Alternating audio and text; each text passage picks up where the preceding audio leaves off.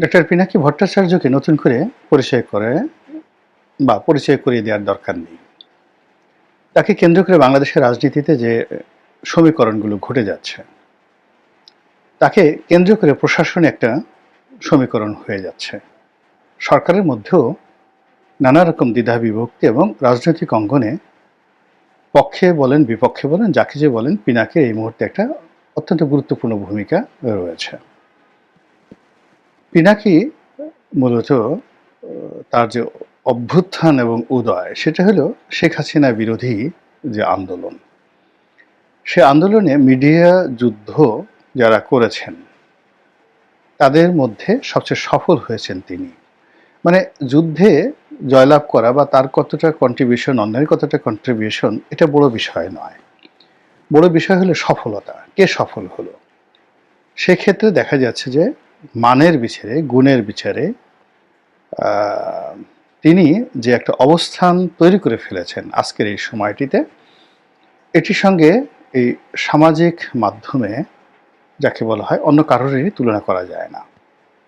ভারতে একজন এরকম ইউটিউবার রয়েছেন, মিস্টার ধ্রুব রাঠি। তো ধ্রুব রাঠি নরেন্দ্র মোদী বিরোধী যে সংগ্রাম, সেখানে একেবারে রীতিমতো প্রবাদ পুরুষ, এবং কংগ্রেসকে একেবারে মৃতপ্রায় একটা সংগঠন, সেই কংগ্রেসকে আজকের পর্যায়ে একেবারে নরেন্দ্র মোদীর উত্তরসূরি হিসেবে, মানে আগামীতে যদি নির্বাচন হয় কংগ্রেস সিরিয়াসলি চলে আসবে সামনে। এবং যেখানে রাহুল গান্ধী বলতে গেলে রাজনীতি থেকে অবসর নেওয়া কিংবা একেবারে রাজনীতির প্রতি তাকে অনীহা, এরকম একটা অবস্থা তৈরি হয়েছিল, এবং তিনি বলতে গেলে হিমালয়ে গিয়ে যোগাসনে বসবেন এরকম একটা ধ্যান নিয়ে তিনি দাড়ি রেখে ফেলেছিলেন। এবং তার অনেক কর্মকাণ্ডই রীতিমতো বালখিল্যের মতো মনে হয়েছে। কিন্তু ধ্রুব রাঠি যখন তাকে একটা স্পেস করে দিয়েছে, স্পেস করে দেওয়ার পরে যেহেতু ভিতরে লেখাপড়া ছিল, বংশ ছিল, রক্ত ছিল, ওই জায়গাটাকে তিনি কাজে লাগিয়ে আজকের যে রাহুল গান্ধী, এটি ভারতবর্ষের ইতিহাসে রাজনীতিতে একটা বিস্ময়। এবং তিনি যে ভাষায় কথা বলেন, যেভাবে উইট করেন এবং যেভাবে মানুষের মনোযোগ আকর্ষণ করেন, আমি দেখি যে ভারতীয় পার্লামেন্টে অতীতে যারা ছিলেন তার বংশেরই বা কংগ্রেসেরই, তাদের সবার সাথে আমার কাছে এই যে তার যে বেশ কয়েকটি অধিবেশনে তার যে বক্তব্য, তাকে অনেক ম্যাচিউরড, অনেক আধুনিক এবং অনেক আকর্ষণীয় বলে মনে হয়েছে।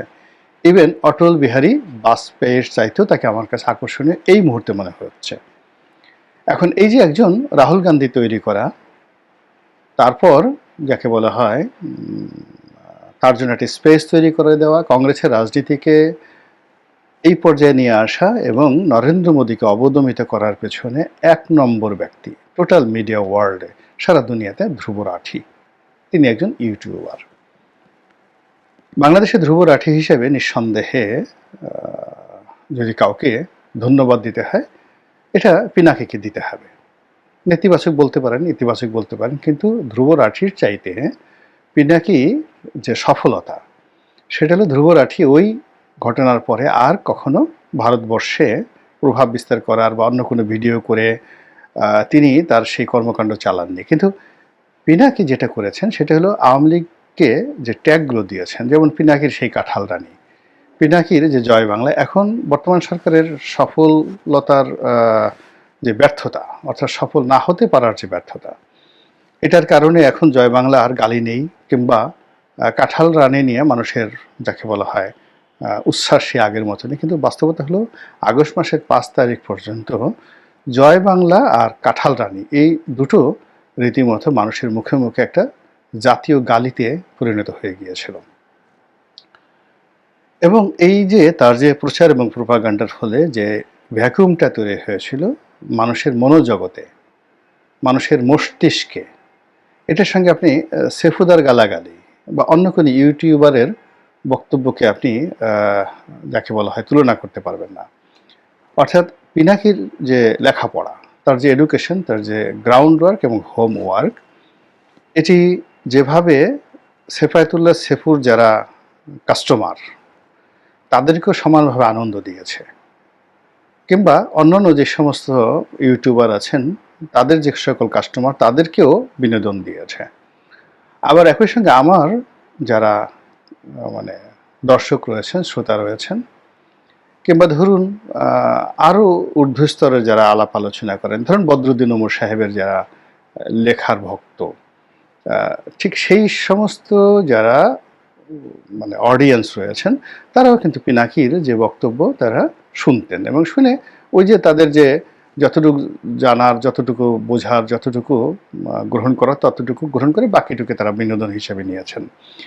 ফলে এদেশের যারা সিদ্ধান্ত নেন সেই সিদ্ধান্তের জায়গাগুলোতে বাংলাদেশে হাতে গোনা মানে যে কয়জন ইউটিউবারের বা সোশ্যাল ইনফ্লুয়েন্সারের বক্তব্য মানুষের মস্তিষ্ককে নাড়া দিয়েছে, হৃদয়কে নাড়া দিয়েছে, কাউকে হৃদয় থেকে বের করে দিয়েছে, মস্তিষ্ক থেকে বের করে দিয়েছে এবং কাউকে হৃদয়ের মধ্যে ঢুকিয়েছে। তার মধ্যে পিনাকি নিঃসন্দেহে প্রধানতম, একেবারে প্রধানতম, এতে কোনো যাকে বলে সন্দেহ নেই।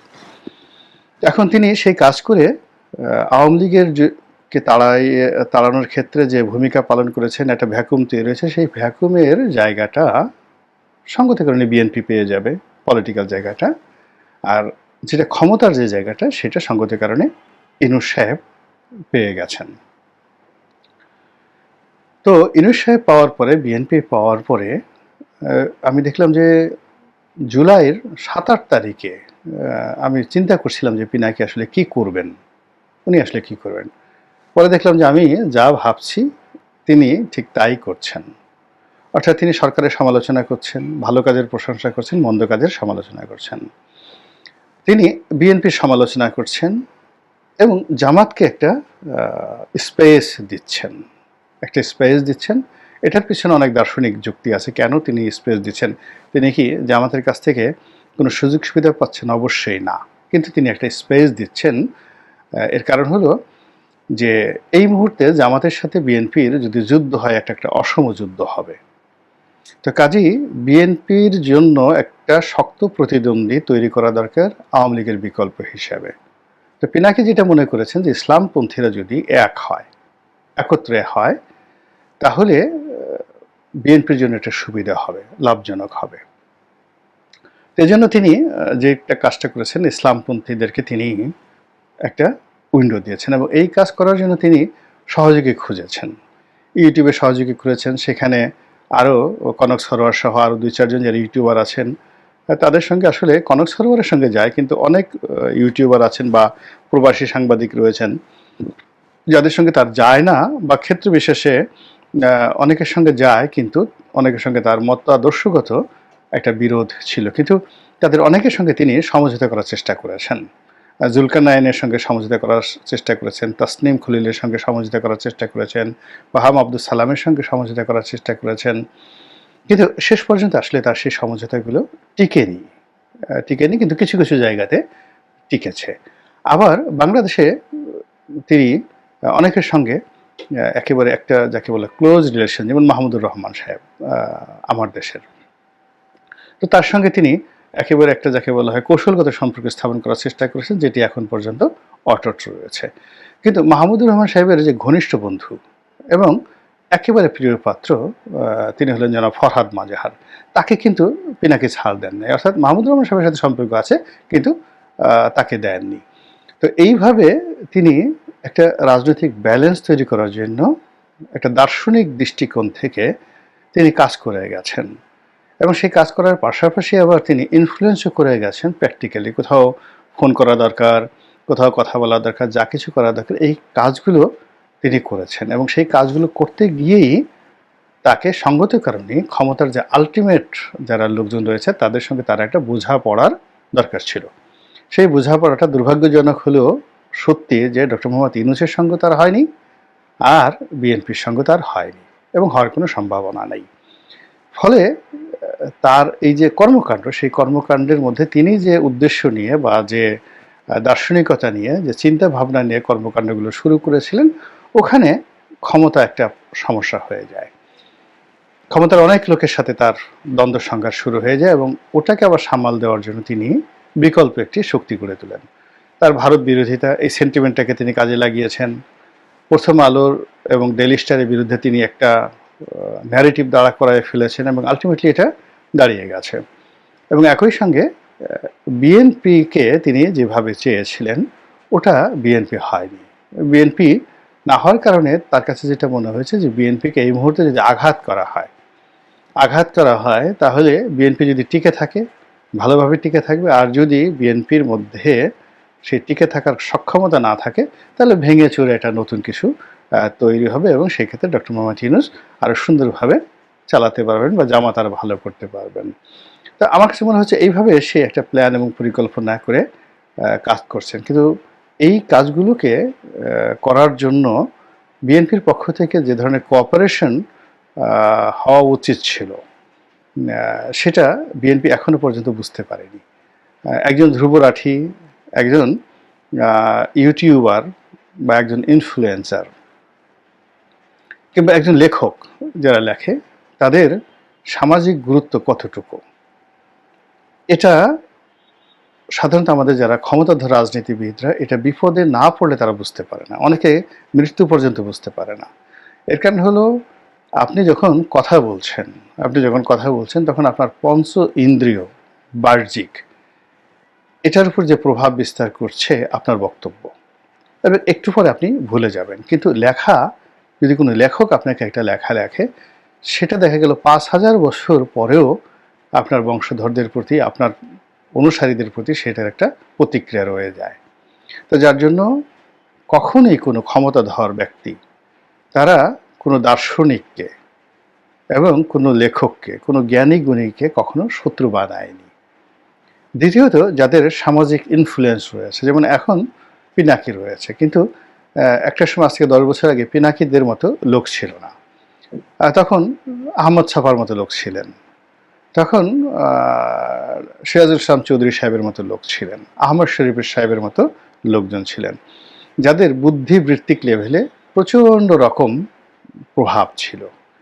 তাদের বক্তব্য সাধারণ মানুষ বুঝছে না, কিন্তু যারা সচিবালয়ে সিদ্ধান্ত নিতেন, বিচারালয়ে সিদ্ধান্ত নিতেন, তাদের মস্তিষ্ক ঘুরিয়ে দিতে পারতো এই কয়েকজনের বক্তব্য। তো সেই কারণে এই সমস্ত লোকদের সঙ্গে যারা দ্বন্দ্ব সংঘাত করেছে তাদের সবার রাজনৈতিক ক্যারিয়ার শেষ হয়ে গেছে, একদম ফিনিশ হয়ে গেছে। তো সেক্ষেত্রে জিয়াউর রহমান সাহেব, এরশাদ সাহেব সামহাও ওনাদের সঙ্গে একটা সুসম্পর্ক স্থাপন করে ফেলেছিলেন, যেটি পরবর্তী জাতীয় পার্টি পারেনি।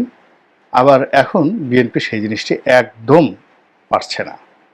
অবশ্য বাংলাদেশে এরকম সেই আগের প্রজন্মের মতো এরকম যোগ্যতার সম্পন্ন হয়তো লোক নেই, হতে পারে।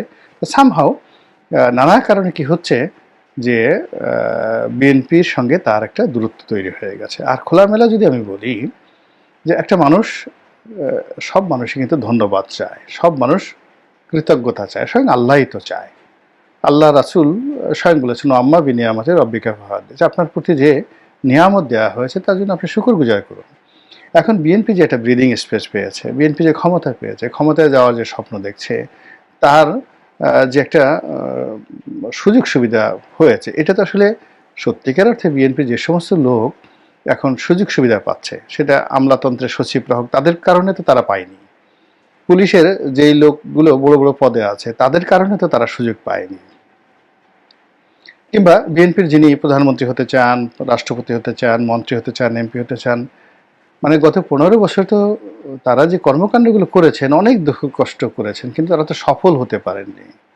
কিন্তু আজকে তাদের এই সফলতা অথবা তাদের যে অতীতের যত পরিশ্রম, সকল পরিশ্রমকে একীভূত করে এটাকে একটা ম্যাটেরিয়ালাইজ করা, এই করার ক্ষেত্রে যারা ভূমিকা নিয়েছেন, যে কয়জন রাজপথে নিয়েছেন, ইউটিউবে নিয়েছেন, লেখনীতে নিয়েছেন, দেশের বাইরে বসে, সেটা জুলকারনাইন সাইন হোক বা তাসনিম খলিল হোক, যারাই নিয়েছেন তাদের সবাই অন্তত পক্ষে একটা কৃতজ্ঞতা, ধন্যবাদ আশা করতে পারে।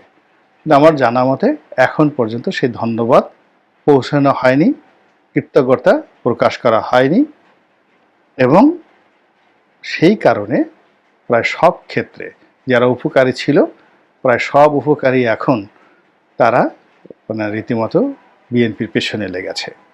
আর বিএনপির যে পিছনে লেগেছে এটা ঠিক আওয়ামী লীগের মতো এটাকে কোদাল দিয়ে খুন্তা দিয়ে তারা করছে না, তারা তাদের মতো করে এইভাবে কাজ করছে যে আগামী 10 বছরে যাতে বিএনপি আর মাথা তুলে দাঁড়াতে না পারে, মিনিমাম 10 ইয়ার্সে সেইরকম একটা পরিবেশ পরিস্থিতি খুব দ্রুত তৈরি করার জন্য কিন্তু তারা পরিশ্রম করে যাচ্ছে এবং এই কাজে একেবারে অগ্রগামী ভূমিকায় রয়েছে পিনাকি। যদি সে জীবিত থাকে, মরে না যায়, তাহলে তাকে সামাল দেওয়া সত্যিকার অর্থে কঠিন একটা বিষয় বলে আমি মনে করি।